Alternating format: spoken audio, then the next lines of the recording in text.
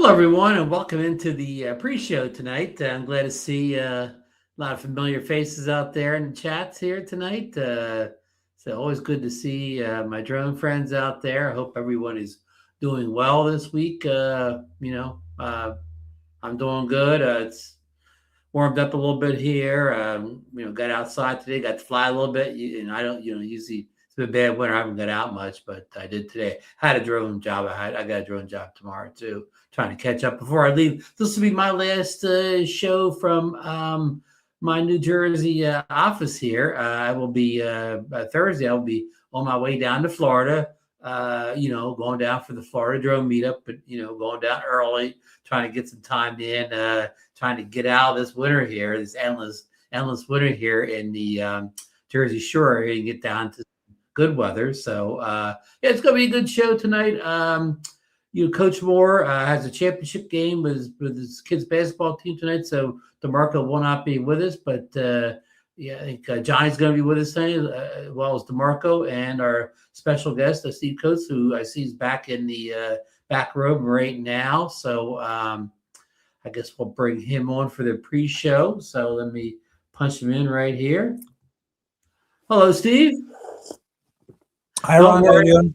This is just a pre-show here. Where this is informal here. Just said we're live here, but said not really starting the show yet. Just kind of get a pre-show going. If people here, don't follow Steve, I got the link for his YouTube channel in the description down below. So be sure to go over and sub Steve up if you're not already, a channel member. Steve's up in Canada. What province are you in up there in Canada? I'm in British Columbia. British Columbia, BC, as we call it here a lot. And so let me get my geography right. So you're east or west? West Coast. Well, west. Yeah. West. Yeah. West, northern, east. Okay. So yeah. Yep. Yeah. Are you in our time zone or are you in a different time zone? I am in Pacific time. Okay. So this is early for you. This is like dinner time for you or something. I know. I haven't eaten my dinner yet. Well, we'll try to go quickly here. Oh no, it's good. I got all the time. We don't even going hungry up there in Canada. So I know I was talking about the weather here. We've had like our worst winter I can remember here at the Jersey Shore. But your last video, you said you haven't got out to fly much. You've had sort of a bad winter too. Yeah, it's been really weird actually. We normally we get a lot of snow, and we have no snow. And but it's been really cloudy and rainy, and just like every day is like just thick overcast.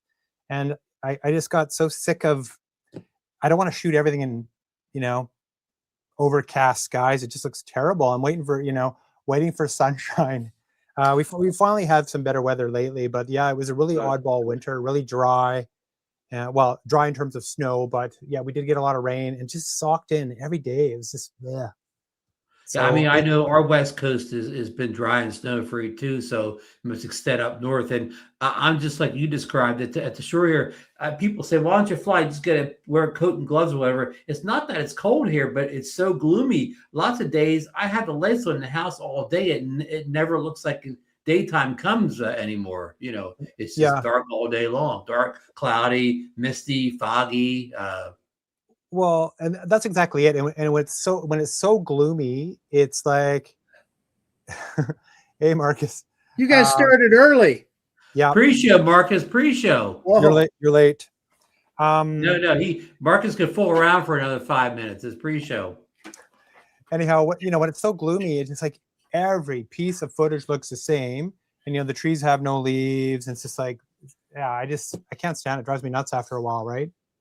Right. I was talking to somebody this week. They were trying to get some of their review videos together. They were saying like they can't catch a break. They can't get a good day to go out and, kind of show what the camera do. Because, when you're trying to show like a camera drone, whatever, in low light, you really can't judge a whole lot if you don't have at least decent light to really show whether the camera's any good or not. Yeah. Well, yeah. And if I'm going to do a review, I want to do it in all conditions, bright sun, low light, at night, cloudy, blah, blah, blah. But when everything is exactly the same, it's just like, what do you do? Right. Right. So maybe you watch your view and say, hey, the colors on that drone aren't good. Well, it's not the drone, but there's no colors outside. Exactly. Yeah. Exactly. It's just Tanya and I were out of the Snake River Canyon over the weekend, and it's just starting to green up. So, like I was telling Tanya, man, the next 2 months are when to go out to the canyon and shoot like crazy. Yeah, and I watched your one video on that. I think it was with the Neo 2, and like, what a stunning place to fly! Like, oh my gosh, right? Like, absolutely stunning. Steve, Amazing. Saturday I took the Neo 2, and from the very top of the canyon, I flew negative 150 meters down into the canyon. Yeah, And it's that little Neo 2, and you got a little controller. It's crazy stuff, but it was fine. It's great. It surprises me a lot, actually, because you kind of, I don't know, just because of its size maybe or whatever, you could just expect bad things to happen, but it muscles its way through everything, it seems. Steve, you've done a lot of great videos on the little Neo 2, and when we get the real show started, I want to get into that a little bit. Some of this, the content you've been able to the recording out, flying all different ways, with goggles and everything. And here we got our FPV experts coming in. We got an FPV guy coming in here. Mr. Johnny. Hey, Steve, Marcus, Ron. Hey, Johnny. How you doing, Johnny? Oh, doing good. I'm flying the colors, Johnny. I see that. Yeah. Hey. Now, of course, Johnny, we were all blowing the weather, but Johnny, every time I talk to Johnny, he's in the 80s. It's sunny down there in Louisiana. It's storming. It's storming right now. We got some bad weather coming through right now. Okay. And of course, I got my Canada button on for Steve. There you go. Thank you. We appreciate the support. So we were just talking about the little Neo for a second, Johnny, how that kind of, Marcus, what's your old saying? It punches above its weight class as far as it does. Punches above its weight class. It does. Yeah. Well, I think you said too, Marcus, about its versatility, and that's exactly it. It's just, it can kind of do everything. Probably my only complaint on that drone is battery life. So in that video that you watched, Steve, I flew 3 batteries that day. And I was like full throttle on almost every one of those flights, right?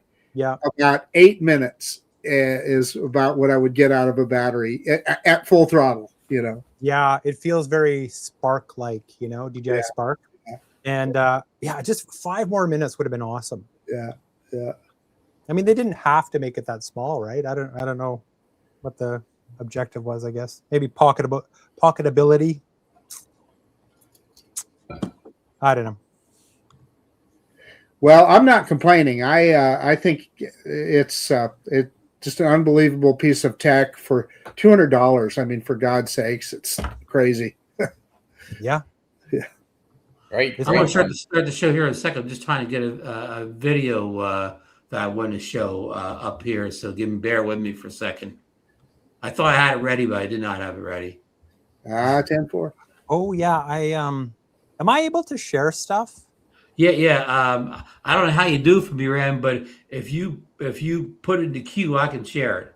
There's I got one of your videos where you're flying the Neo. No, we were flying the little anti-gravity drone, that little bit at the end where you have some footage on. Down at the bottom, Steve, it has a plus sign. Yeah. A little plus sign at the bottom of your screen. Yeah. Oh, okay. Yeah. Because I just want to show. Get it ready, and we're gonna start the show. We're gonna really get the show going here, and I'm gonna play a short video to start the show with here. I think I'm almost ready to go here. Unfortunately, yeah, here we go. Okay, let's get the show officially underway here. Again, this is all pre-show up at this point here. Punch it, Chewy. Yeah, sound checks, of course, is good here. So, 3, 2, 1, and welcome into DroneNation for March 9th, 2026. We don't have a show title tonight, but the show with no name tonight is what we got on board here. And we got our regular panel here, Marcus, Ron, and Johnny here now. Coach Moore is coaching the championship basketball game tonight, so he won't be able to make it unless he pops in at halftime or something like that. But and our special guest tonight, Steve Coutts here, up from British Columbia, Canada here. So we're going to have a good show tonight. But I want to start off by playing a small little video here this video came out the day after we did the show last week. So we didn't get the show last week, but we're going to run it here. It's a little, well, it needs no explanation, really. I'm just going to try to make it big here and make sure the sound's muted here so we don't get in trouble with the good folks at YouTube or anyplace else. So, okay, here we go. Roll it. Supposedly, this is the leaked, not leaked, this is official DJI, what we think is the DJI AVATA 360 drone. And you can see some 360 type footage is kind of given away there. Evidently, it's fire resistant. I see that, yeah. That's a good thing. Rumor has it Johnny filmed some of this video. I bet it can't be run over by a golf cart, though. I can tell you that. That's an interesting video right there. Yeah, that's crazy. Of course, Mark is going to do all this with his video, with his Avata when he gets it in. So, let's see if we got to get rid of this here. That's a little overkill, huh? That's a little overkill. I would probably run out of talent at that point. Okay, so barbecue pit, Marcus. And here's what we've heard. There are also rumors out there on Twitter from the regular guys that we'll see another teaser video sometime this week on the little Avata 360. So they're really kind of doing a long form hyping this drone up that people have been looking for a long time here. So, like I was telling Tanya, man, the neck. Hey, I hear Ron trying to shut down that second audio source. I went to hit my screen faded over here, so I went to hit the make it brighter button. I hit the volume button instead here.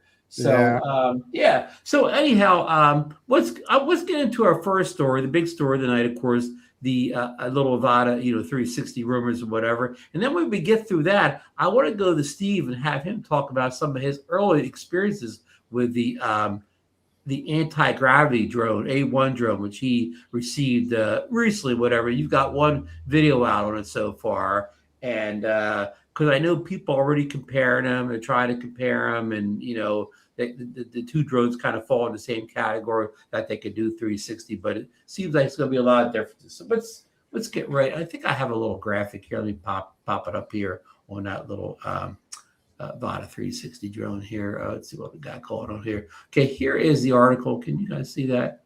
I didn't get it, did I?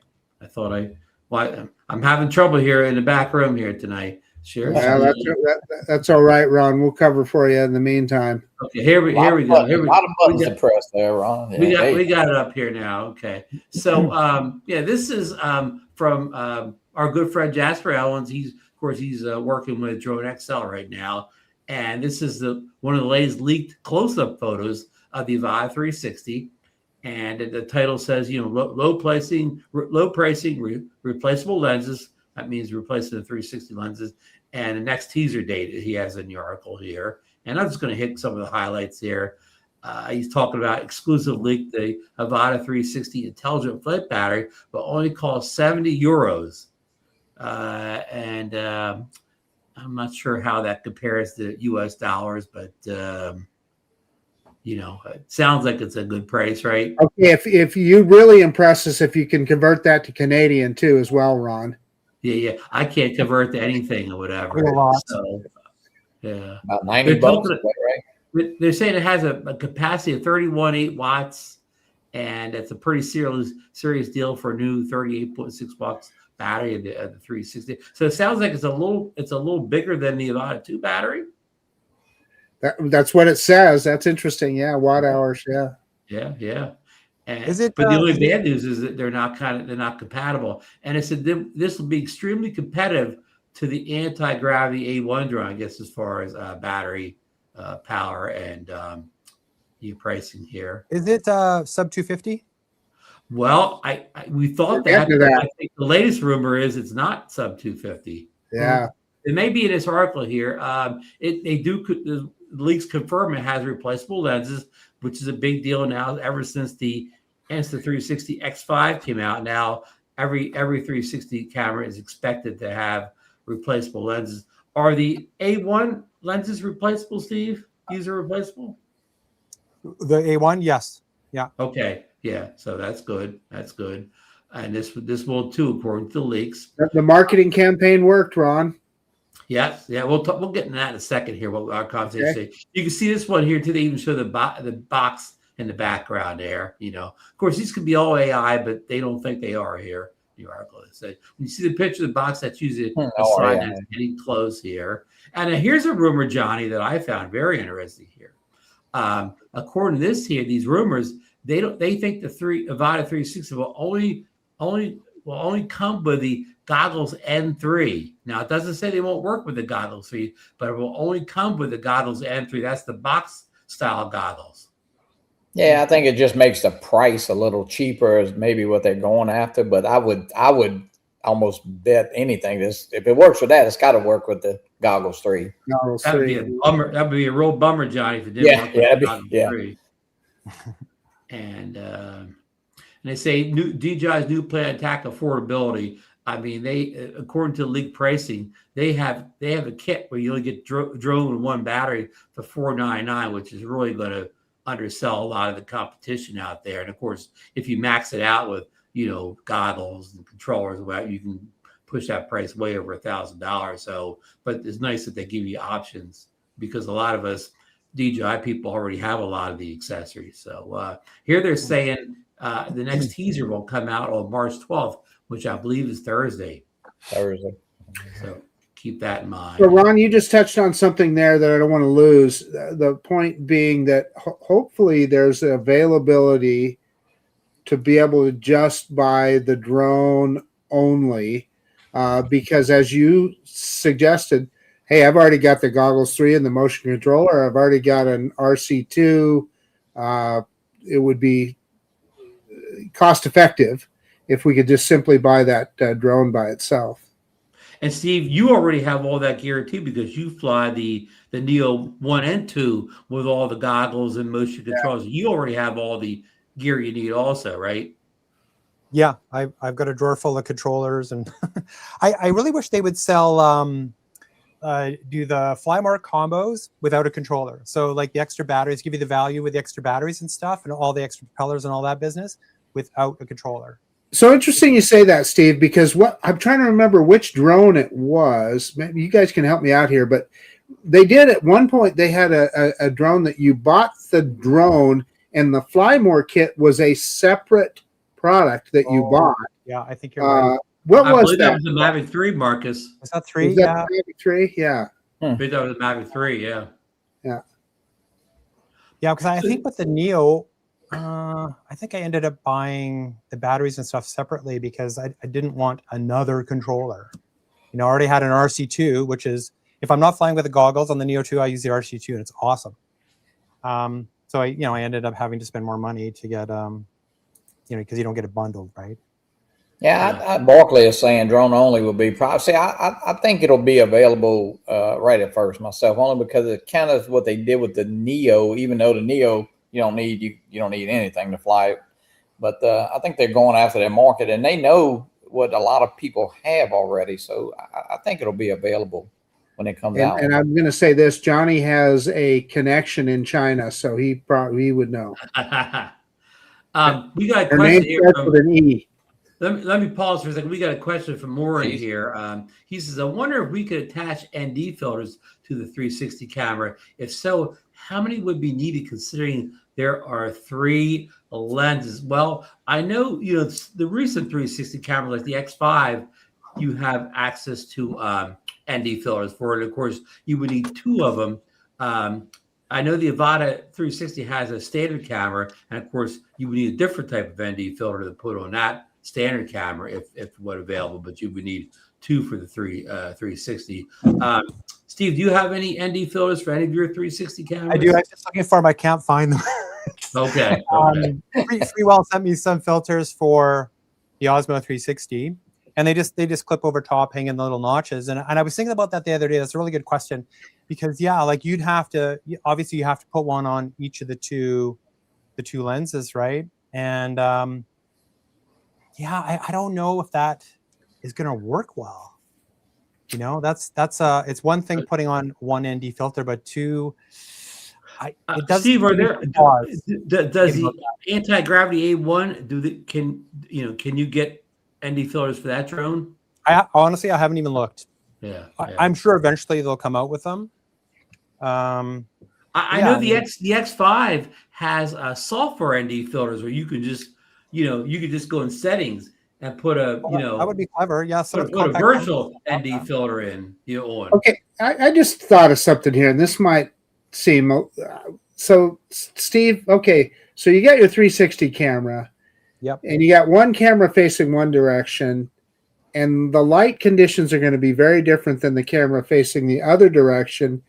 Do they shoot at different shutter speeds? I mean, they must have to, right? Yeah, that's what I would just, I've sort of thought about it, but sort of just in passing. But yeah, obviously, like even if I'm, I'm mountain biking and I keep it, I have it this way on the front of my bike. Well, one is facing up towards the sun and the blue sky, and the other one's facing down to the ground, and you're going to get very different exposures. Right. And I often think, well, is it better to mount it this way? So they're getting similar exposures. It seems to figure it out. Like, it's quite amazing when you think about it. You've got two sensors and all this math going on to stitch it together. Like, it's absolutely amazing that it works. There's some pretty wild computations going on inside. Yeah. Fellows got a comment there, Ron, about ND filters. Let's see here. Let me go down here. Okay, yeah. DD has the anti-gravity A1.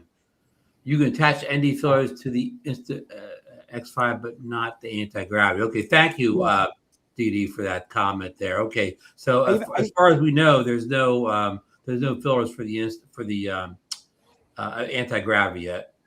I even think I don't even feel like it would be practical. It would just I don't know. That's a lot of business you're hooking onto your drone there, and yeah, I don't know. And so what gets me about drones and ND filters is that, again, you're flying a drone, you're turning it different directions. The filter you need is going to change depending on which direction you have the drone turned. I don't know. It drives me crazy. Good point, Mark. You told me you would need like a smart filter or whatever that had electronics built into it, adjusting on its own up there. Yeah, and Ron and I have had this same conversation about a polarizer too. A polarizer works great when it's indexed. As soon as it's not, yeah.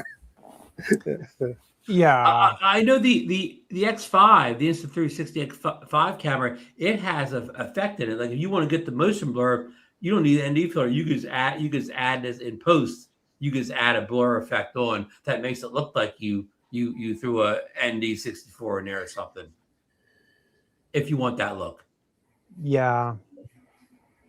I don't know. I mean, I have and I do use ND filters on my drone, but I don't use them all the time because it's what you kind of point out there, Marcus. It is a bit of a pain, right? So if I'm going after something specific and I want to slow my shutter speed down because I really want that blur or whatever, yes, slap them on, do my thing. But for general, if I'm just flying about, shooting random stuff here and there, it's like, well, it's probably not worth it, right? Yeah. So the argument that Ron has always given me, Steve, is that, listen, when you've seen my videos, when I go out and fly, I'm looking all around and going all different directions. Whereas Ron's typical modus operandi is he is flying a drone a direction. So he can adjust for that. And that's how his video is going to look. And his next shot, he may be coming back, but he's already turned around and put a different filter on or changed his exposure value or whatever for that. Yeah, lots of times I go out, I have a subject in mind I'm gonna record or film over, and I put ND filter on or whatever, saying specific for that subject. But Marcus tends to what you call explore around. So he doesn't have one particular subject, and that subject could be, could have the light on it, could have the shadows on it.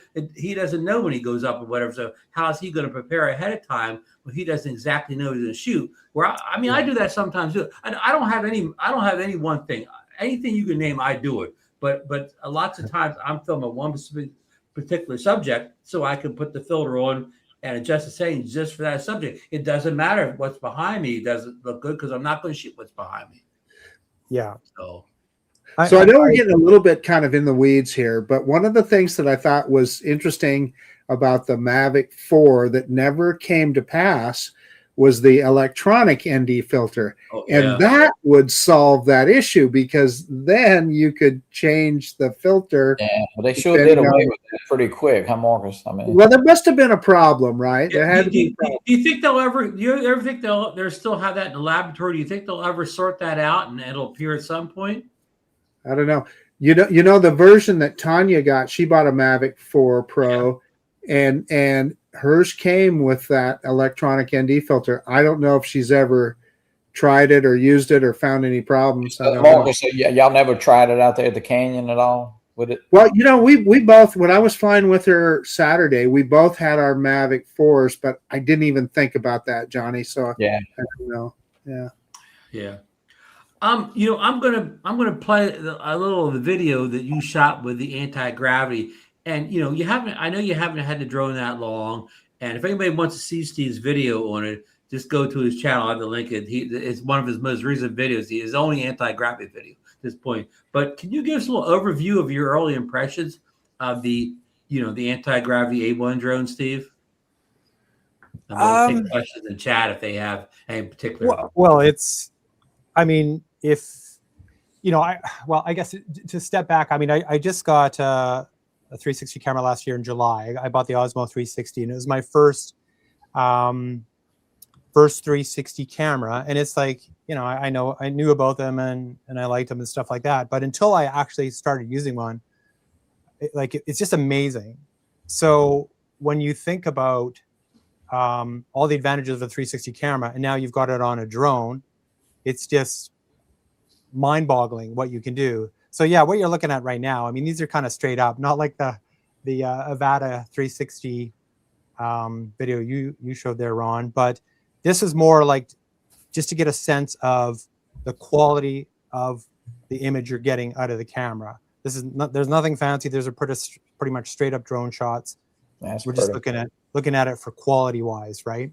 Mm-hmm. And it's actually pretty darn good. I don't really have too much to complain about quality wise.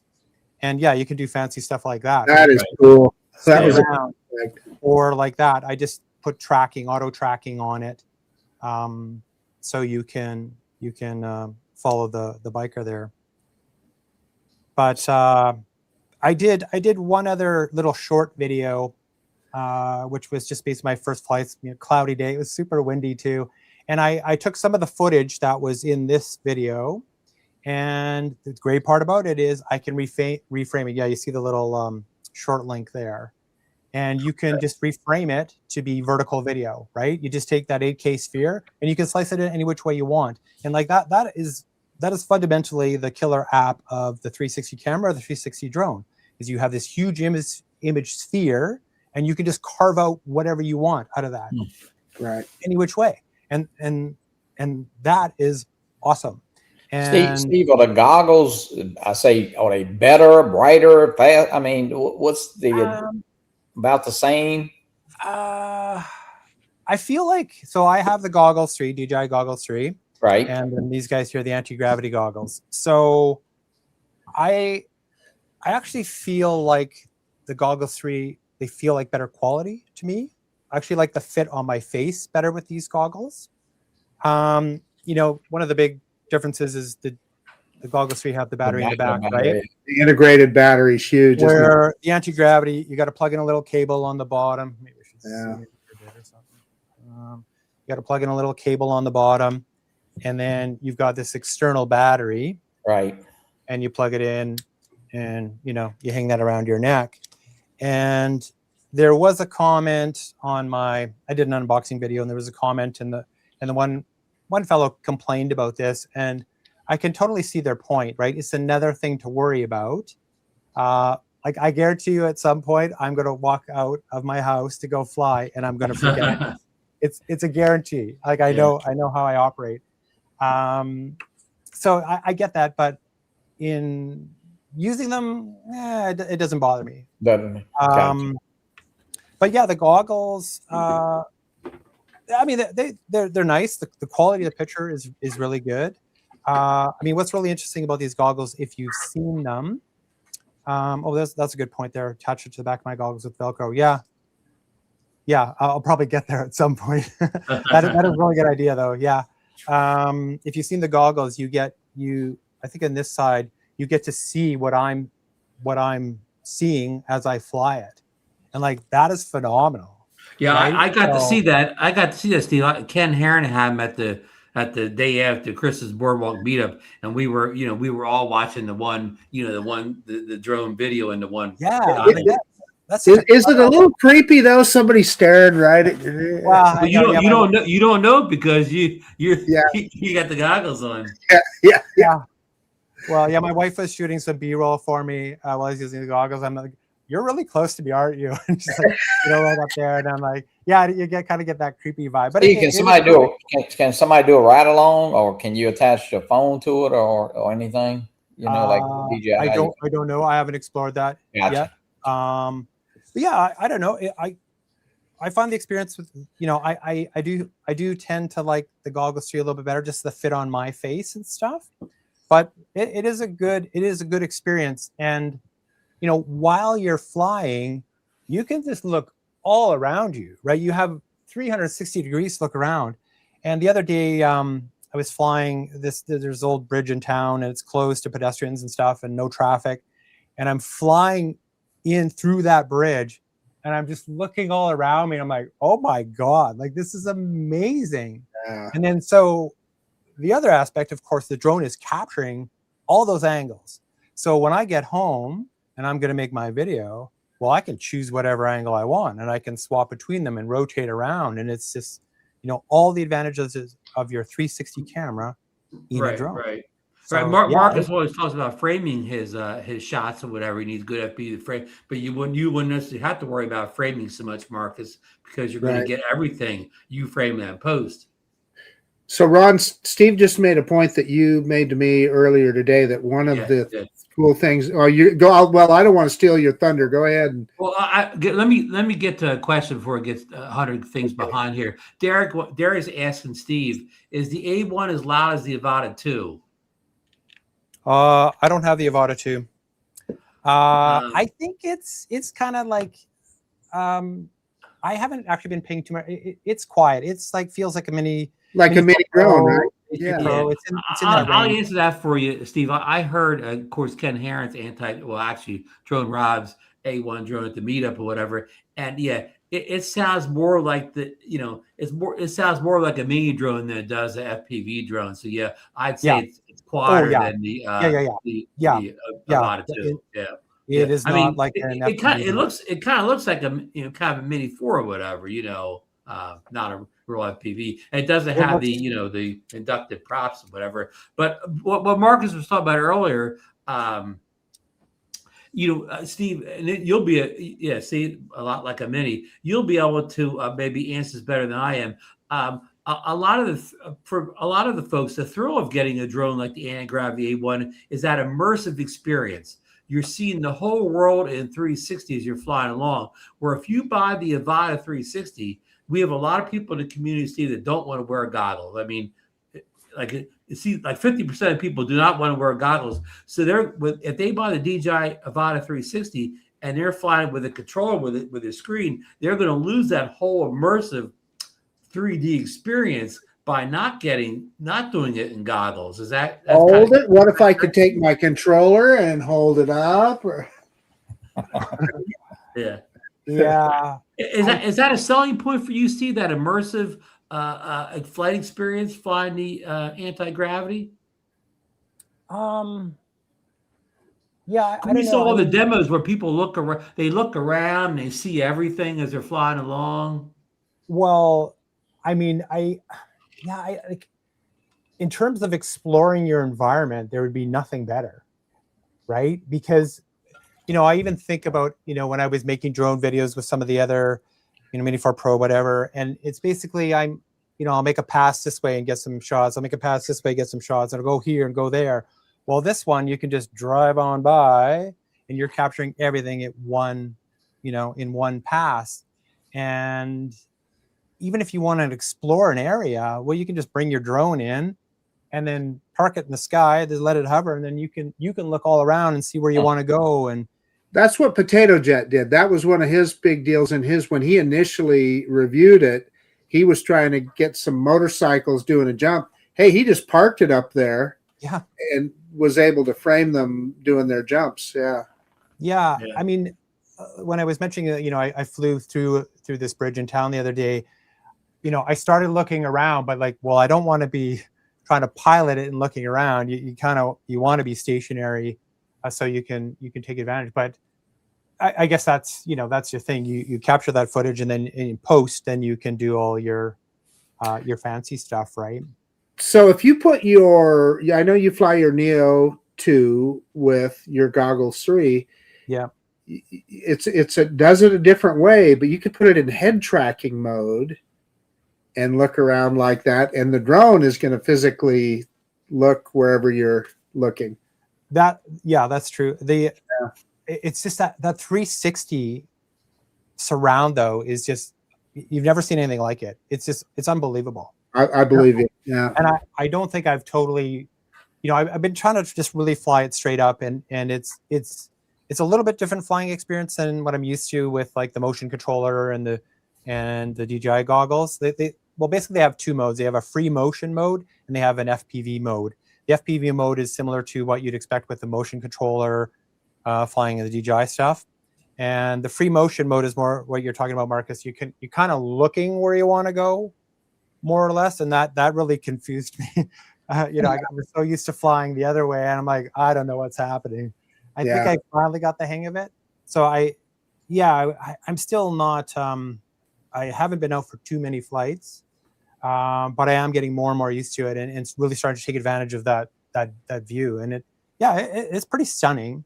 I mean, but it always comes down to how you want to use it and what you do with your drone and that sort of thing. And I feel like with any new product, people are going to find really interesting things to do with it, right? Over time, right? You know, you'll think, well, I never even thought of that, and somebody will, you know, come up with something just completely bizarre. You know.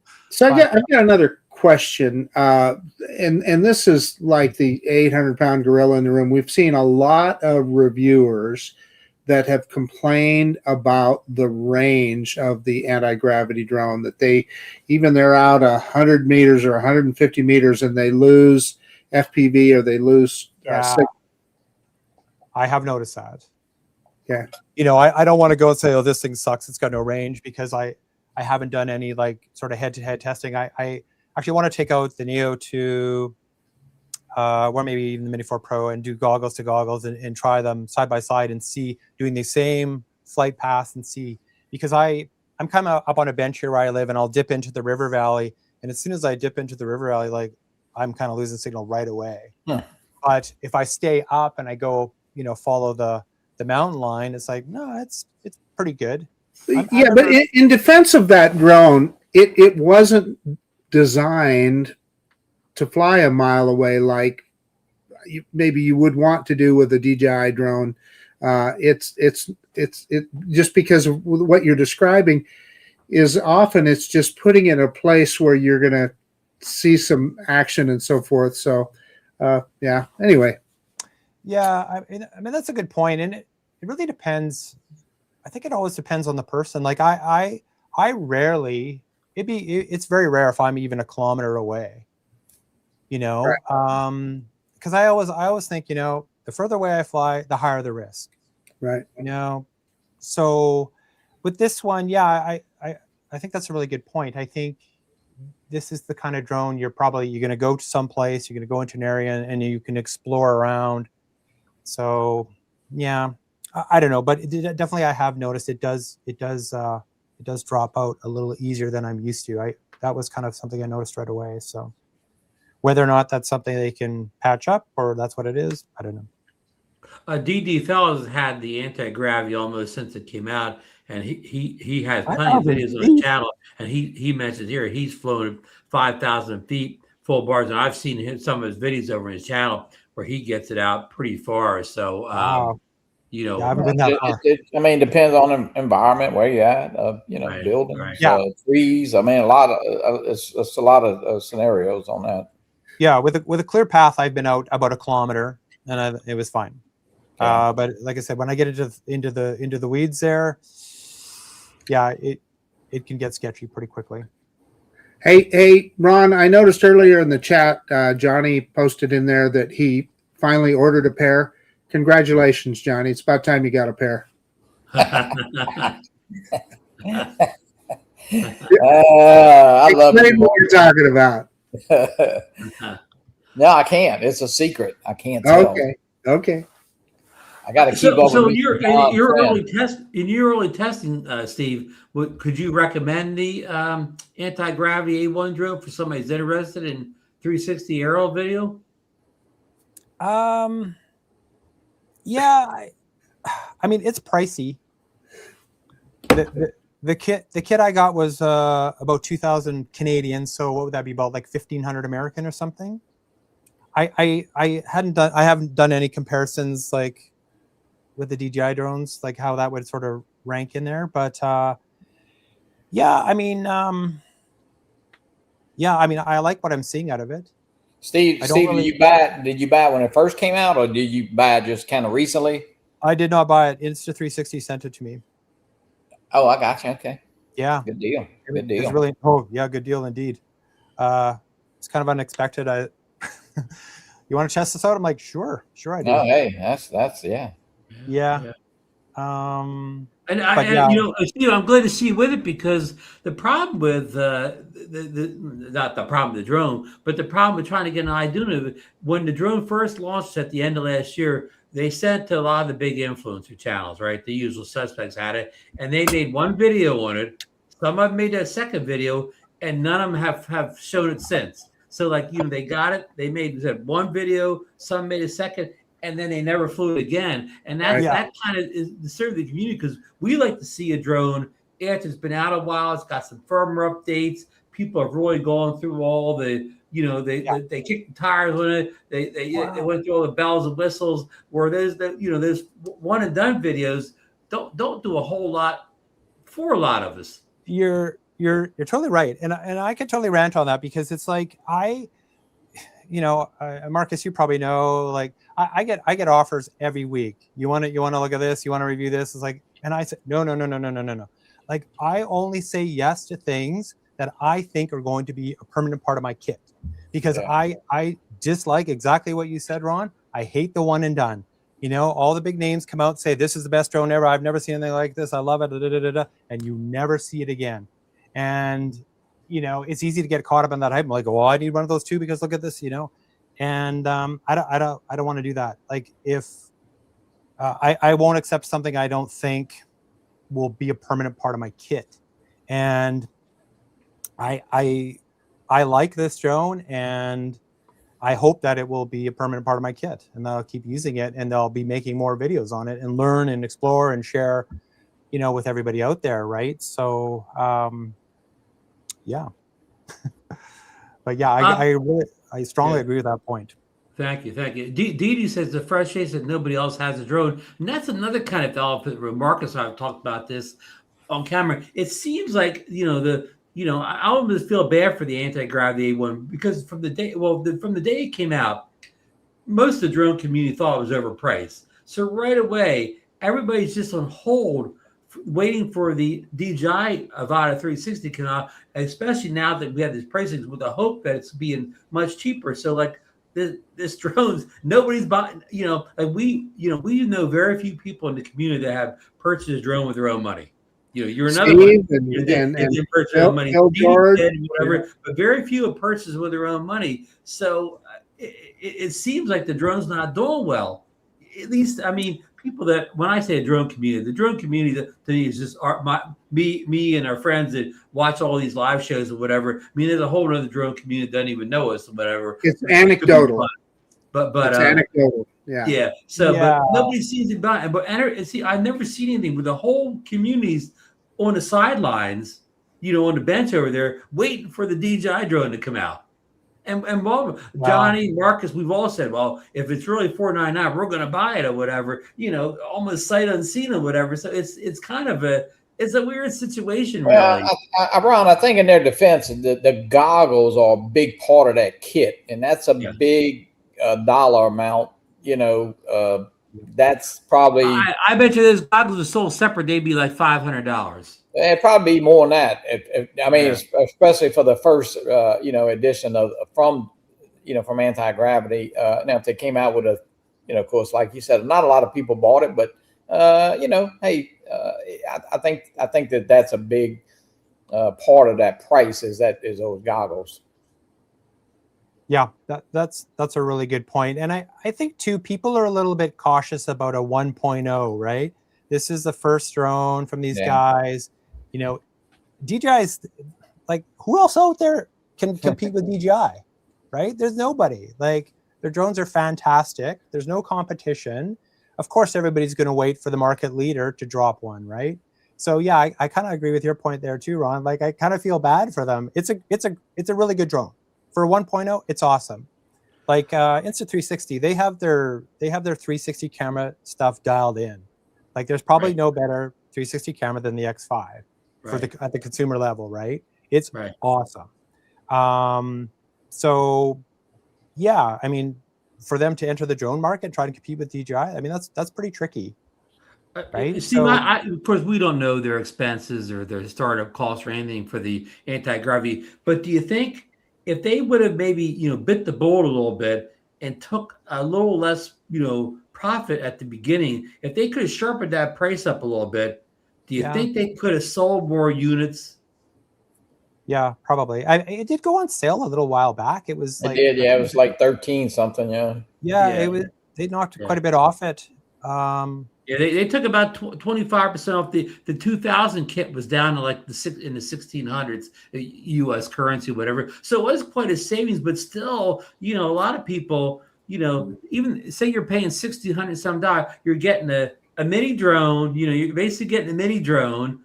That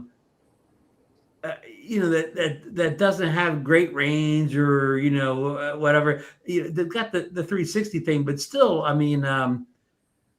It still seems a lower price. Well, let me put this. Okay, see if you want to go out and buy an X5 or whatever, right? Well, an X5 is like $500 and some or whatever. So so the camera technology is only $500 and some, but you're paying another over $1,000 for a mini drone.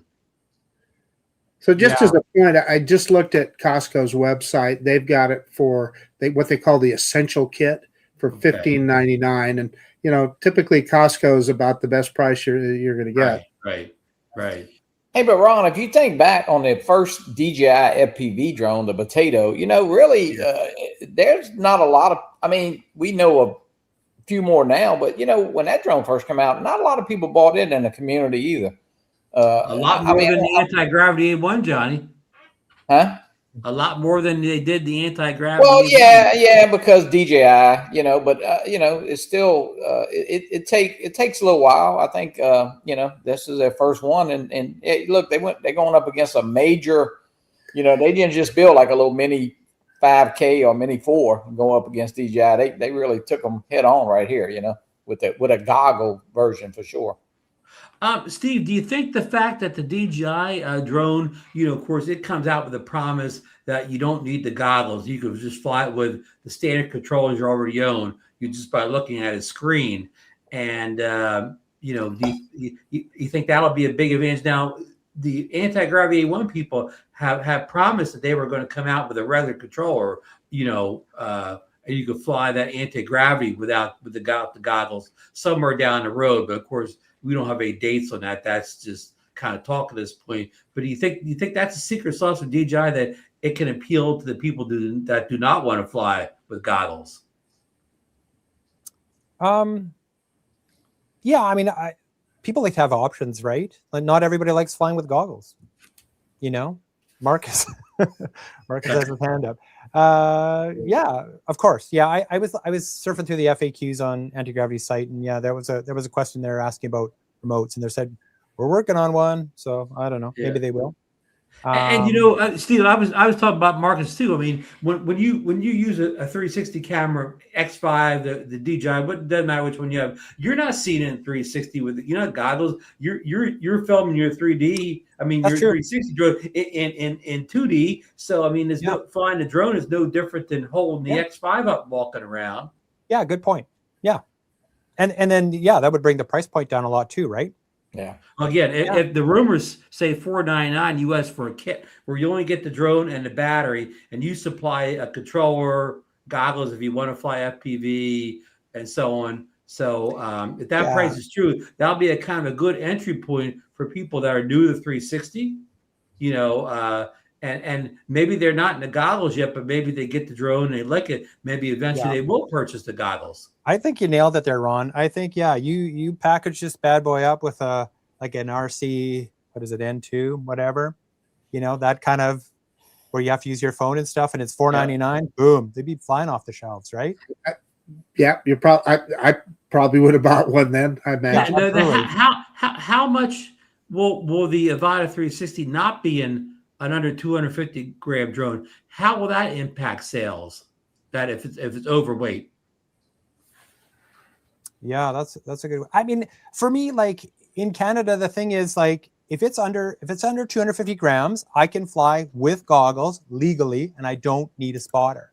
If I go over 250 grams, I need a spotter to fly legally. I'm sure lots of people just do it anyhow, but I try to play by the rules. So that appeals to me. I mean, I've stuck with sub 250. When I had my Spark, I had to go get licensed, get my drone certificate and all that business. And as soon as the mini drones started coming out, I'm like, forget that. Too many rules. I just fly sub 250, and it's like frictionless in Canada. Like there's, long as you're not being an idiot, you can pretty much do everything. Yeah. So essentially, it is a big deal to you then that the DJI drone is going to be over 250 grams. That's going to be a deterrent. Yeah. Well, because like most times I'm going out flying by myself. I mean, I take my dog, but I don't think she counts as a spotter. So that matters to me, right? Doesn't matter to everyone, but it matters. Now, in the U.S., of course, if we get the over 250 gram drone, all that means that we just have to register it or whatever. Otherwise, we follow the same exact rules. Otherwise, you need a spotter. Johnny, correct me. You need a spotter if you're flying a drone that weighs 2 ounces FPV or whatever, right? Doesn't matter. It has nothing to do with needing a spotter. Yeah. And Johnny will tell you that's what his grandkids are for. Oh yeah, absolutely. You got a lot of young spotters. A lot of good eyes. They're probably never paying attention, right? No, they're too busy texting, or something. If they can use their phone to spot, it'll work out, right? Yeah. Need an app. Yeah. So Joe Noki's saying here that the a sub 250 AVATA 360 would have stability issues or whatever. Good point. Yeah. Well, hold it. Maybe, but this anti-gravity drone doesn't. So why would it be any different? Well, because the DJI drone will be the inducted type of thing, inducted props where the wind can get in there, play a little bit more, where the anti-gravity flies just like a standard mini drone. The propellers are open.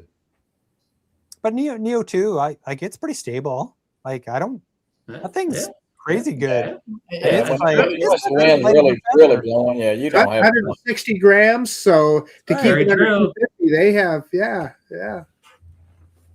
heck yeah. Barclay's talking about the old Spear for the Air 2S. It's nice but very low res. I'm looking forward to the AVATA 360. Yeah, you and me both, Barclay. Well, if it's true that's coming out in 26, maybe Barclay is going to have it at the South Florida Drone Meetup Saturday, April 11th. Is that the correct date, Johnny? Barclay's not coming to the meetup though. That's the Barclay comes to every drone meetup. Well, he's taking a break. He said. Oh, taking a break. Hey, here's some high quality manufacturing here. This stand for this. There you go, Marcus. I hear that's one of the prizes at the meetup this year. Johnny printed that for me. That's why I said that. But yeah.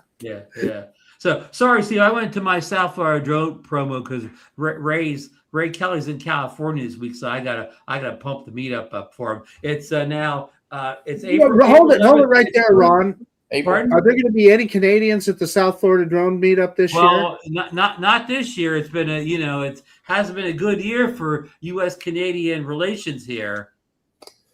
Lauren and Lonnie came last year or year before. Gary Foster used to come. Yeah. Anyway, okay. Well, hopefully in a couple. What about years Beauchart? Beauchart would come Marcus, hopefully in a couple all the years way that from old- Thunder Bay. in a Yeah, couple he years, would Marcus- even Marcus drive, will yeah. change again, hopefully. Yeah. So, anyhow, let's jump off to this story. Kind of relates to what we were talking about. Right? So we're going to jump to this story, but the GoPro. Steve, you like GoPros, right? GoPros is going to like the story on GoPros. But this is from Pilot Institute. Greg from Pilot Institute got the story from him. The FAA-funded research on using remote ID. Down here said we all got to fly with this remote ID, and they recorded the telemetry data of 64 locations, and guess what they found out? The DJI platform makes up 96% of detected drones in U.S. airspace with a remote ID. Guess Who what? could have figured that out, huh? Guess what Skydio accounted for, Marcus? Like 1% or something stupid. You 2%. got it. Give him the prize, 1%. And all the other manufacturers all put together accounted for 2.4% of the market. Yeah. Wow. Well, I was So, watching a guy that was talking about the modules, and Johnny, I think you have one of those Holy Stone remote ID modules. I do, yeah. So what I didn't realize is you have to activate that module. So the FAA regulation says that all you as a pilot have to do, confirm that it's working, get the green lights. So you turn it on, you get 2 green lights. As a pilot, it's working. It doesn't transmit unless you download their app and activate it. And so they figure there's a lot of people that just don't know that. They're not purposely trying to break any rules. Well, it's not even breaking a rule, because all the FAA says is you have to confirm that it's on, and it's on. Anyway. But my point of is that skews your numbers that you were talking about, Ron, there, because there's probably a lot of people that put those modules on their Holy Stone or Potensic drone or whatever it is, and yeah, you're not even going to know that it's in the air. Maybe they fall into 2.4 that are all other drones. Maybe I'll be giving a module away at the South Florida Drone Meetup. Maybe, yeah. That's great. Okay, let me finish this up here. This is going to be real interesting. Okay. Looking at specific models, Marcus, the Mini 4 Pro accounts for 19% of all detected platforms. How about that? Then good old variable Mini 4 Pro is number Makes one. sense, doesn't it? Yeah. Okay, the Air 3 sits at 13%. The Mavic 3 Pro holds 8% of the market, and more than 93.7% of the top 22 detected platforms weigh 3 pounds or less. Heavy lift models like the Matrice 400, Agras with the farm drone, the T50, the FlyCart 30 remain a tiny fraction of overall flights. So I thought that was pretty interesting data, that they got with that. But so Well, Steve talked about earlier about DJI being the big player in the market. They certainly are in the U.S., Steve, 96%. Yeah.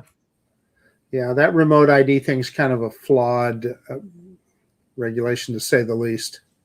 Yeah, DroneNation is not what do you call that folder? We're not promoting the remote ID. It's just a story we got from Greg over at Pilot. Hey, Ron. One other fact: probably 96% of all politicians use a DJI mic. Yeah. they use a DJI mic when they're up there saying we got to ban these drones. Yeah. Okay, so you guys are joking around, but one of the advantages, Steve, that you have over us is if I say ran over this drone with my golf cart, I couldn't get it repaired anywhere. There's no place to get it repaired. DJI can't get parts in the United States, therefore they can't repair their products. Trust me, I'm very careful with my Mavic 4. Just give me a call. I'll hook you up. Yeah, well, it could come to that, right? It could, yeah. You guys can't like you can't purchase any DJI stuff anymore? I haven't really been following that. to be Well, honest. You can't. Well, it's legal to purchase things that already have an FCC license. We're Oh, perfectly legal flying it. This has an FCC license. Because of and I know I'm probably repeating myself for my audience, but we have the Uyghur Forced Labor Protection Act that the Customs and Border Protection blocks any DJI shipments at the border. So they cannot ship anything into the United States. So for instance, when I bought this, I had to buy it from a reseller in either South Korea or Japan or China that puts it in a different box. And yeah. Is that just drones, or is that all DJI stuff, like cameras and mics and? It's odd. That's a gray area. It's a gray area because some things get through, Steve. It's weird, and we've tried to figure that out too and can't. But the big point that I was making is that for us, we can get these products, but getting them serviced is a whole nother kettle of fish. Yeah, that's too bad, eh? Yeah. Yeah, especially after we paid for carry fresh on a couple of them, huh, Marcus? Yeah, and it's worthless. Yeah, and DJI they want to service us, they want to help, but there's not their hands are tied. I'm just resigned to the fact that all my stuff is spying on me and listening to me and recording everything I do. So it's like, I'm not gonna worry about it. Like, Okay, we talked about the GoPro. Okay, so we've all of us probably used GoPros in the past, and a lot of us have gone to other action cameras. We've been frustrated by things such as overheating, freezing, poor performance in low light, and you've heard the same story over and over. But and they've been on their GP2 processor chip for many different models now. I mean, they probably put out 4 cameras with the same processor. It's obviously been too slow, for years now. So this is like a rumor. The GoPro put this information out themselves. They have a GP3 processor unveiled, AI-powered 5-nanometer chip to push into ultra premium end of imaging market here. That sounds impressive, doesn't it? Here, let me go to some of the other stuff here. They have a little guy on top of a car here, but they're saying that it's the GP3 is the next generation custom imaging processor built on the 5-nanometer architecture. The new chip promises more than double the pixel processing power of the outgoing GP2, along with a dedicated AI neural processing unit, improved low light performance, better thermal efficiency, with the first GP3 powered cameras expected to ship in Q2026. And I got the link here if you want to read the full article. It goes on and on here, but again, a lot of us have given up on GoPro with all their problems over the years, but this is a pretty exciting news to GoPro fans. If this chip lives up to what they're saying here in the article, they could take the lead back in the action camera market again. Tanya Gill, she's one of our GoPro people. Yeah, I was with Tanya this weekend. She brought her GoPro, fired it up to record, and it immediately shut down. She was very frustrated. What GoPro? What number? Which hero was that, Tanya? The 11? I can't remember. Hopefully she'll put it in the chat. Steve, what's the last GoPro you've owned? 8. See, that was probably the last good one. But I always Tiny said 11. That was 11. I always trailed, right? Like I found like year over year you weren't getting much out of GoPro, right? So I had a 5 and then I went up to the 8. I think I got the 8 when the 10 was out or something. And I actually didn't like the 8 as much as I liked the 5. The 5 I felt was better. So, and then I finally said, forget this. And I went to DJI Osmo Action 4. Love it. And I got the 5 Pro. Love it. And I'm happy. They do very well for me. that's the same road I think we've all gone down with action cameras, and I think I've talked Tanya into that. That's what she needs to do as well. Briefly tell some of your tales that you were a little GoPro fan, but you had terrible freezing and shutdown issues. Yeah, I think I can't remember if the last one I had was the 10 or the 11, but I mean, I lost so much work. It was so frustrating. And many times the light would be blinking. You thought you were recording, and then you find out that no, it wasn't. And yeah, so it would just got so frustrating. And I felt like pitching that thing. And I even had to talk them into sending me a new one a couple times, and they all did the same thing. So frustrating product for me. Now, what's interesting to me about this new processor, this could be a difference, right? 5 nanometer architecture on a chip is high-tech stuff. So hey, and if they're saying that it's doubled their processing power, processing those digital images takes a lot of CPU.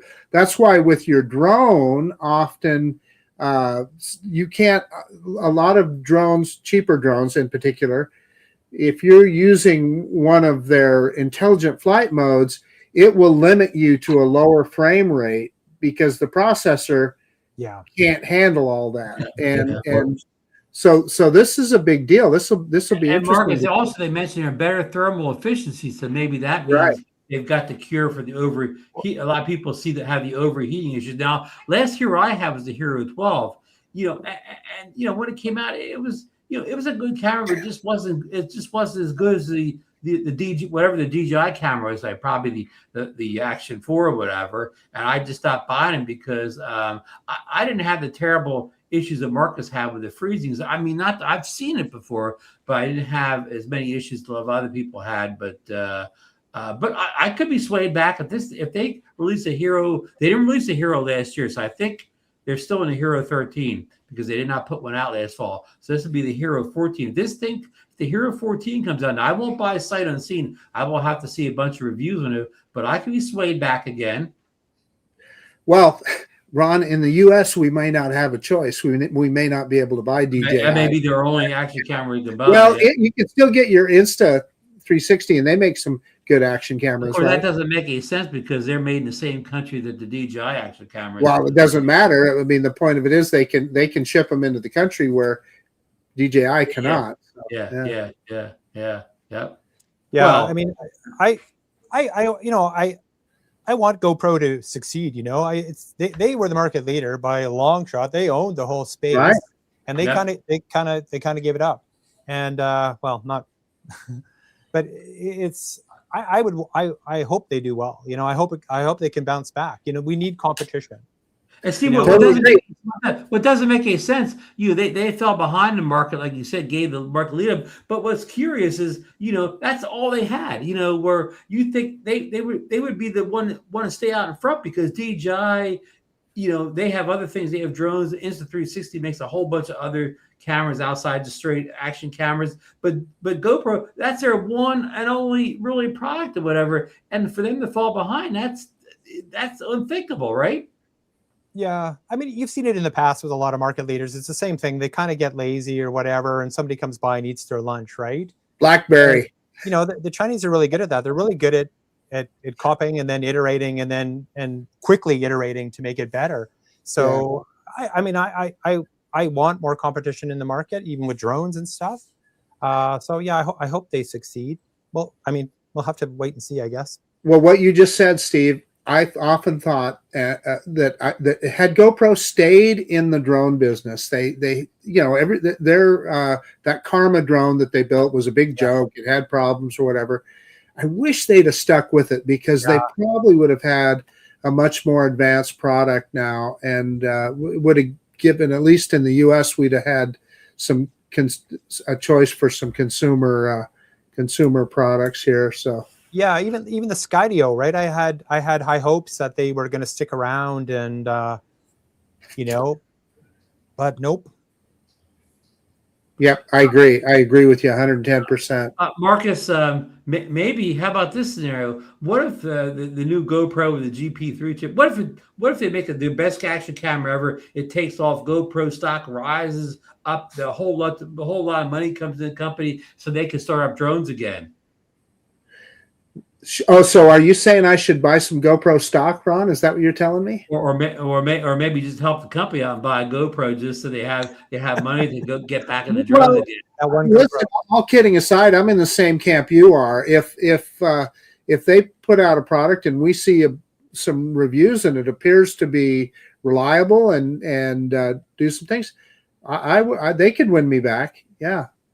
The thing is, though, like in my mind, for me personally, like it has to be better, because right now I'm pretty invested in the DJI ecosystem, right? So I've got their Osmo 360, I've got their action cameras, I got their mics and stuff, and all that stuff. It kind of very Apple-esque. It all works very well together. You know, I can share the batteries and so like to get me to come over to GoPro, like it's gotta be killer. Like it's 100%. He makes a great point. You know, one of the reasons, you know, I went to the DJI things, and not just the camera, but the ecosystem, like the Osmo audio, the ability to just hook a wireless mic up to the action camera, not attaching any type of mods or anything, just turn it on and having it just, you know, work or whatever is a thing I'd be hard to be pulled away from. Yeah, like when I shoot my FPV videos, it's basically me flying FPV, and then I'll narrate and stuff. I plunk my 360 camera on a tripod, I hook up my DJI mic, I push a button, and off I go, and everything just works seamlessly. It's awesome. I love that, right? It's simple. And I like simple and easy. It's hard to beat that. So and affordable too, Steve, because with Osmo Audio, you don't have to go out and buy the whole kit, 2 mics and a charging thing. You could just buy a little teeny mic mini or whatever for like $30 or whatever, and connect it to your 360 camera and DJI camera. You have great audio. Yeah, and it's genius, and it's so good. Like it's really, really good, and they're cheap. They're just crazy cheap. So yeah, I think they got a lot of work to do. Yeah, I mean, it wasn't that long ago. 2-3 years ago, you would buy what was the big wireless mic company before DJI took over? Rode, maybe. Rode. You would go out and you would have to spend $300 to get the Rode kit. You know, the charging thing, the 2 mics, all the accessories. That was a $300 expenditure. You know, and now you can go out buy a $30 mic mini, have the same sound quality, just connected through Osmo Audio. Yeah, pretty tough to beat. You do have to remember to turn that mic on, though. I had that problem this weekend. My biggest problem is like I have the voice command on my Osmo 360, and I'm flying my drone. I say, well, I better stop the recording, and then my Osmo 360 stops. It stops. I'm like, I finally turned it off the other day. I finally remembered because that burned me so many times. Drives me crazy. Oh, that's wild. Yeah. DD Fells attaches the DJI mic to his is a 360 camera, and they work Bluetooth to other cameras. They may not have all the bells and whistles, the Osmo Audio. Steve, one thing Marcus and I like about the Osmo Audio with the DJI mic on, you can just hit you can start recording right in the mic. You don't have to go over and turn the camera, recording camera. You just turn the button on right on the mic and start and it turns on the camera. Yeah. And stop. The mic 2? Or mic 2? Mic 2 or mic, anything but the mic 1. Yeah. Mic 2 and mic 3. I don't think I've used that. Yeah. It's handy because you get over, you're all set up or whatever. Oh, I didn't turn the camera on. No problems. You'll just go like this, and when it comes, and you're recording sound, video, and then you want to stop it. You don't want to walk 5 feet, 6 feet over wherever you're set up at. You stop the recording. So that's one of the cool things about hanging out with Ron Brown, at least for me, is I learned tricks like that. Yeah, I think I knew that. I just told off somebody else's video. It wasn't anything I discovered. I mean, I should be in charge at the South Florida Drone Meetup of doing all the interviews. Yeah. Yeah. So, so let's have a raise of hands here. If that AVATA 360 comes out on March 26th, according to the rumors, and you can get a kit starting at $499, who's hitting that buy button? $499. If it's sub 250. Oh, yeah. Yeah, sub sub 250 is your the caveat. actual sub 250. Yeah. I mean, it looks pretty cool. Gonna be tough to get it in before that South Florida drone meetup though on that date. I'll already be in Florida, so I may have to order and have it sent to Johnny's house that he can. That's another thing you got to put in the truck. But that truck may not make it with all the weight, Johnny. Oh, we'll bring it. Don't worry about that. We'll get it. We'll get it there. And Johnny, you got Mark. I think Marcus. Marcus broke the news to you, but Johnny, you got a little, kind of disturbing update on the Hyundai Santa Fe truck, right? Santa Cruz, yeah. They're not making it after next year. Yeah, so yeah. It's the last year. Yeah. It's kind of like I bought the Air 3 and the Air 3S comes out, or the Air 2 and the Air 2S come out by a Hyundai Santa Cruz and they, stop production. I'm just I don't know. But they're not making that anymore? Well, they're gonna make it through next year. Not after this year, yeah. They said they sell one to every 6 Ford Mavericks. They said the Ford Maverick killed it. Yeah. And I like the Maverick. I mean, I drove it. I just didn't care for the inside of it. It seemed kind of cheap to me, but I don't know. But it is what it is. But hey, one more story I got in the board here. Our good friend Richard sent this in to me this weekend. I guess he was shopping around for memory cards. Richard's always buying drones. Must have got a new drone. And he I think he was searching on Amazon. I'm not sure where, but he said the price of memory cards have gone way up, right?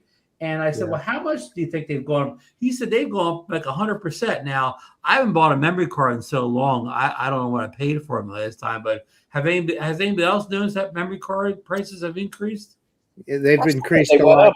I don't think they doubled. I mean, I don't know. I always got 10 or 12 extra, so I guess I don't need to buy any right now. Well, you wish you'd have bought some SanDisk stock this past year because it's quadrupled in price. Well, I do. Wow. Bought some, Yeah. I mean, what was hurting is so many of these drones have so much internal memory anymore. Like you don't necessarily need a memory card so much anymore. Like for my Mavic 4 Pro with the 512 internal, I stuck it. Well, they sent me when I bought it. They sent me a free memory card with like a 256.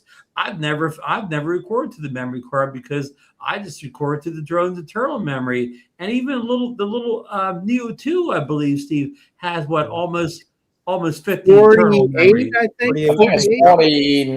Yeah, I don't know how they came out with it, but whatever. Yeah.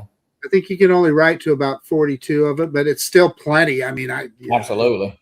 Yeah, it's not like you're shooting 6K or 8K or anything on that thing. I don't know, man. I still feel it because I forget to pull it off all the time. I like that actually. I like having the internal memory. It's fast too, right? It's way faster. It's hit or miss. Some drones are like the Mavic 4 Pro. That thing's like you're hooking up like some kind of super duper hard drive. Man, you hook it up and the stuff goes over. I mean, before you even look away to do something, it's already transferred over. On some other drones, it moves slower. So it's like the Neo 2 is not all that fast, as it doesn't bring it over like real quick. It's decent. I with my Osmo 360, I was doing a heat test on it. I made a video about it and stuff, and it didn't overheat.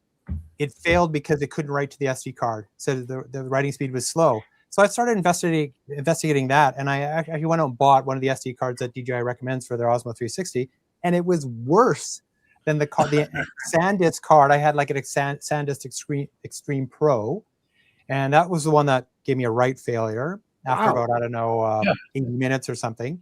And I went out and bought one of the Lexar ones they recommended, and it was way worse, way slower. I couldn't believe it. So I finally started buying Samsung. I can't remember the exact model. Fastest SD cards I've ever had. Awesome. Way better. So I was really surprised at the variants. They all say, the specs on them, they all say the same thing, but the write speeds I found varied wildly between the cards. So I like the internal storage because it's way faster, and way more reliable. And it works. And it's always there. Yeah. It's always there. I never forget it at home. Yeah. I do. So I'll answer Joseph's question here. He's asking if this is Jackery. It's not. It's an EBL, and of course, Steve knows these companies offer to send you. And this was sent to me for review, and I did a video review on it. But this one's really handy. It's just about the right size. It's only, I think, a 300 watt hour, but it's really light. You can carry it around. And nice size for a desktop. Yeah. Hey, Dr. Joseph, we hope to see you at the South Florida Drone Meetup if you're coming this year. John, you know if Dr. Joseph is signed up? He said he is. He is coming? He posted earlier in the chat. Yeah, he wanted to make sure everybody knew. We see you there, Dr. Joseph. Yeah. Good Dr. deal. Joseph is from St. Kitts, a little island in the Caribbean. Marcus has been to St. Kitts, right? I've been to St. Kitts, and I've talked to Dr. Joseph a few times at a few different South Florida drone meetups. Oh yeah, he will be there. Yep. Yeah. There's a few good points. You were talking about the DJI 360 camera. Can you briefly tell us your thoughts on the DJI Osmo 360 camera? I love it. Here's my short review. I love it. I use it all the time. It's never failed me, never overheated. People complained about, what did they complain about with this camera? They hated the DJI software. Well, maybe not, didn't hate it, but they said it doesn't have replaceable lenses is what everybody beats it up on. You know what?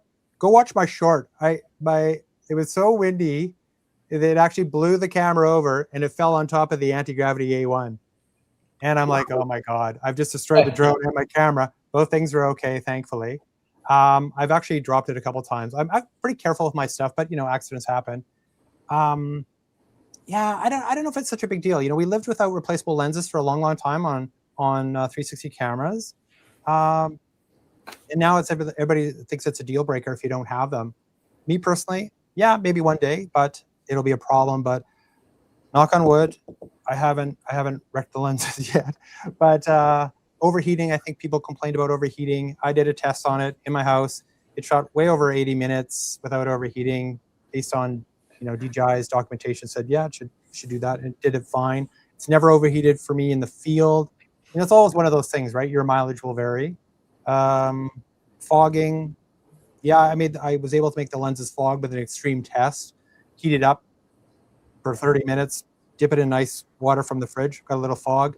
I used DJI's procedure, got rid of the fog. And then the DJI Studio software, some people complained about, I think on Windows, it didn't do some of the features that were available on Mac. But for me, I don't know. I've used it for everything since I got it. So much stuff. I love it. No problems. I think, Insta360 is still the market leader, no question. But image quality is really good. Low light quality is really good. No regrets, no complaints. Good to hear. Yeah. And Dr. Joseph in chat says he's flying the anti-gravity A1. He's caused a whole new experience. Oh, there you go. Yeah. Definitely agree with that. It is I want to see one. I can't wait to see one at the. I hope somebody has one at the meetup. Here, yeah, you see one right now. There it is, Johnny. Not quite. I've seen one. Not quite to say. I'd love to look at it in the goggles. On yeah. Oh, well, yeah. We'll have to line up to look at Dr. Joseph's goggles. I'm gonna try to share an image here. Okay. Good. This could go south. I don't know. We'll see. Okay. Make sure I got the right one here. Okay.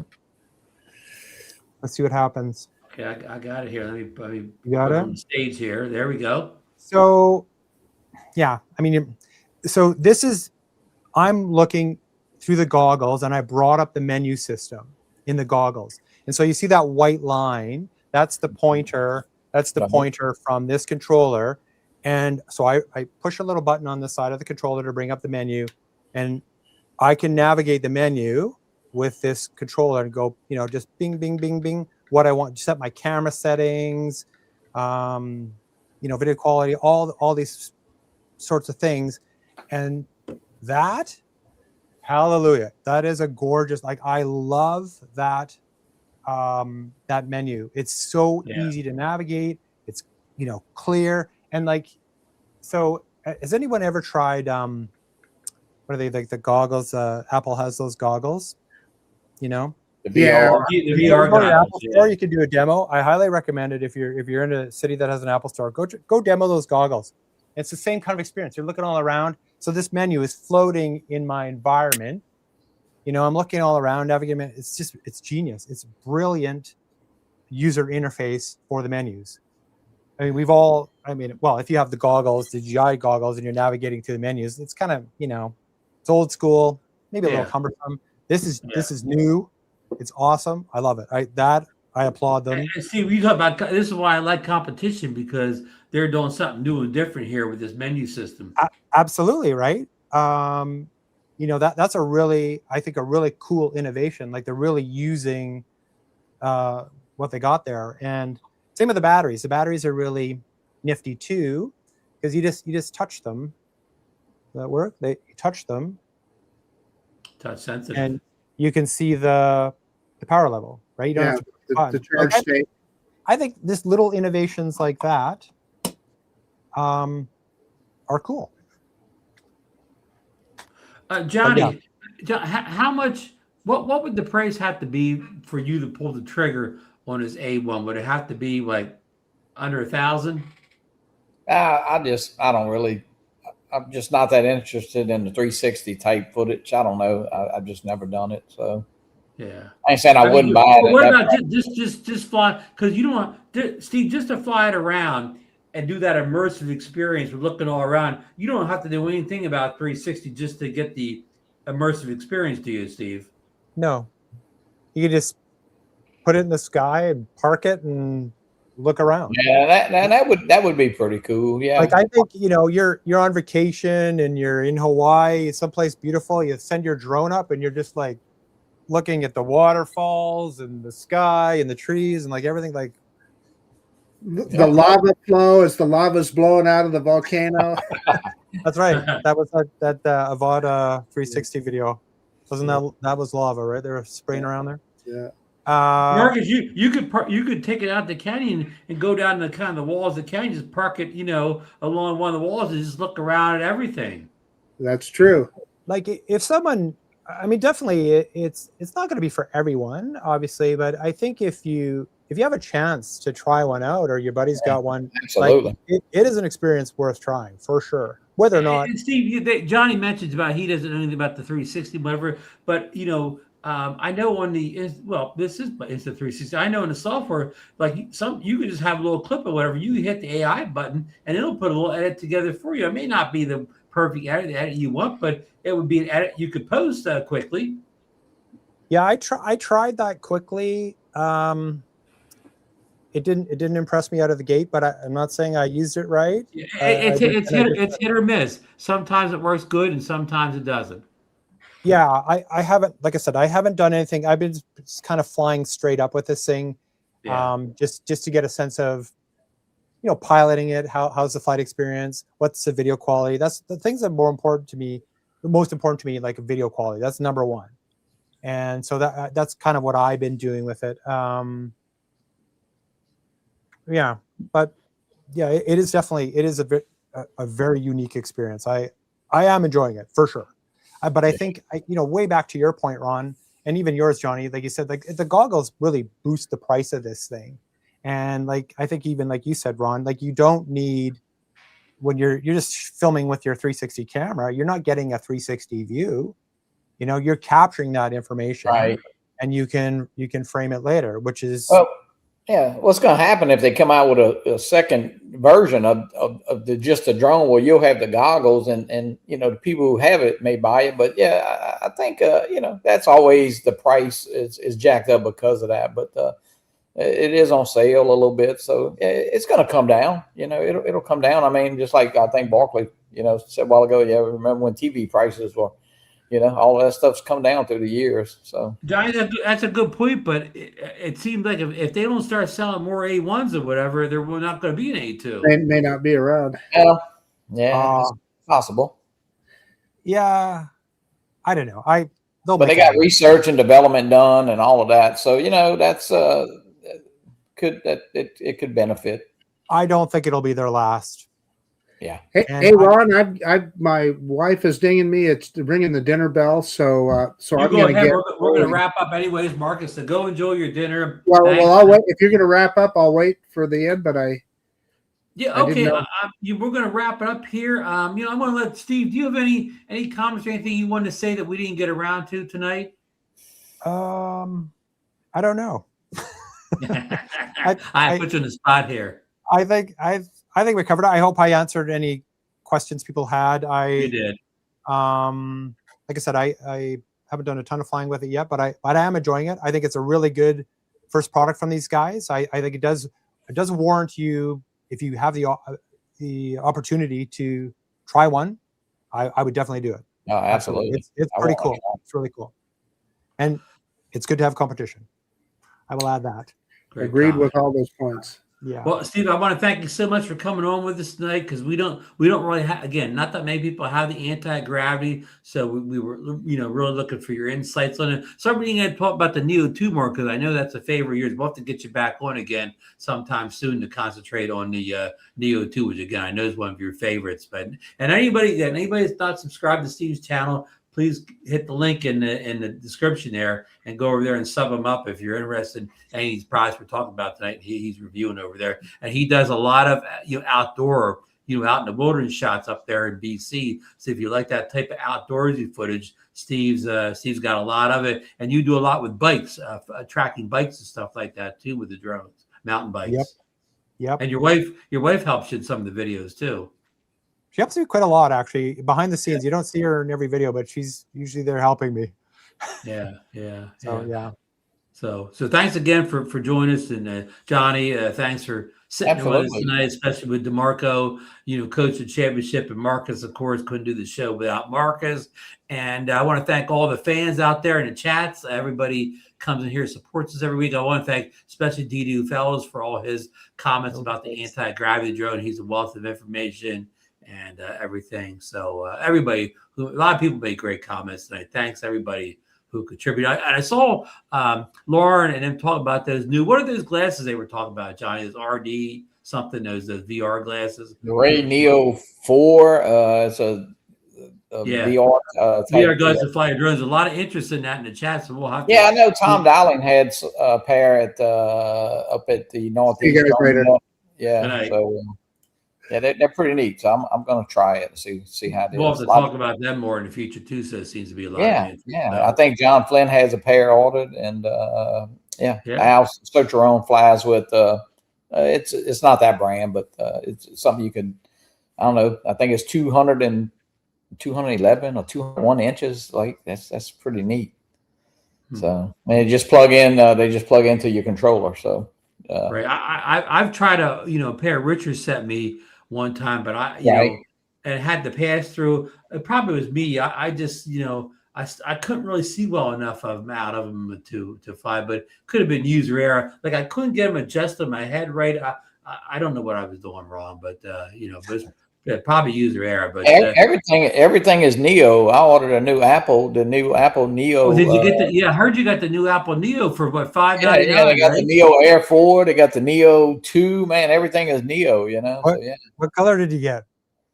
The yellow or whatever it's. Yeah. And even like the Nano, I bought that new DJI Nano, and a couple of years ago, I had an Autel Nano drone. Yeah. So everything. These people got to come up with new names. I'm telling you. So, all right, that's really it, folks. Good night. We'll see you next Monday. And guess what? Next Monday, I won't be here in New Jersey. I will be in South Florida next Monday night. So doing the show live. So, nice. Going down early for the meetup. Good night, folks. Good night, everybody. Bye-bye.